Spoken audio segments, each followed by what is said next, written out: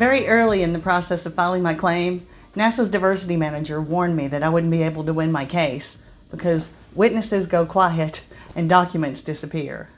I took that seriously. So a couple weeks later, when that same manager came to ask who my witnesses were, I shared a couple of names, but I told both that diversity manager and our union president that I wasn't comfortable giving them the names of all my witnesses. And I kept that information to myself for 9 months. The first person that I told was the EEOC investigator on my case.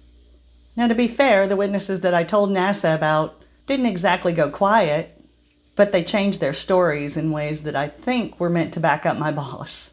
Thankfully, they botched it and ended up saying some things that were more helpful to my case than NASA's. For example, on the day when my boss angrily refused to discuss reasonable accommodations with me, one of the witnesses had come into my office to ask me if I was okay, because he heard her mocking me and yelling at me. At my hearing, he said I was the only one who was angry that day, and he said it was because my boss refused to give me the reasonable accommodations that I wanted, which contradicted my boss, who claimed that I had never asked her for reasonable accommodation. During my investigation, I caught a lot of inconsistencies like that in the interrogatories and called them out. So about a year later, when my attorney called to ask for my witness list, I told her that the list she already had from NASA should be plenty. NASA had already done a great job of making my case for me. And that was a good thing, because the witnesses that I had left were low-wage contractor employees who could have been easily fired. As much as I wanted to win, I couldn't justify throwing them under the bus. Besides warning me that witnesses go quiet, NASA warned me that documents disappear. So I kept my evidence gathering on the QT. I didn't wave policy violations in people's faces, and I didn't brag about what I had in writing. I did find some evidence that NASA had tried to make documents go away, and more than just once. And I found evidence that they had altered documents, like this one, where it appears someone in the diversity office altered one of the controlled documents that they provided to the EEOC investigator. I kept a copy of Revision A, which was in effect when I filed my claim. It was time-stamped from our document server. I also gave them a copy of Revision B, which NASA had officially altered a few months after I filed my claim. Revision B gave bosses more time for delays, but the version of the document that NASA gave the investigator was a totally different version of Revision A. At NASA, like most government agencies, everything about a controlled document is controlled.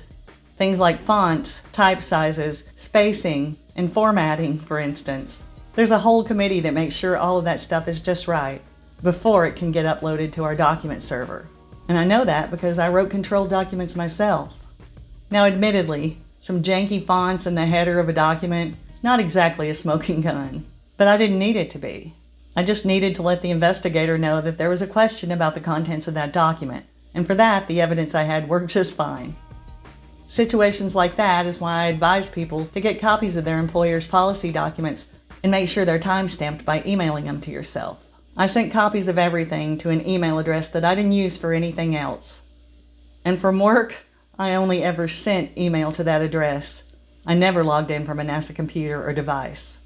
I also didn't connect any of my devices to the NASA network, because that would have been giving NASA permission to search those devices. For documents I couldn't email, like handouts for meetings, notes from my journal, or forms that I filled out, I took hard copies of those things home. My husband scanned them and uploaded them to the cloud, where they were secure and I could easily share them with my attorney.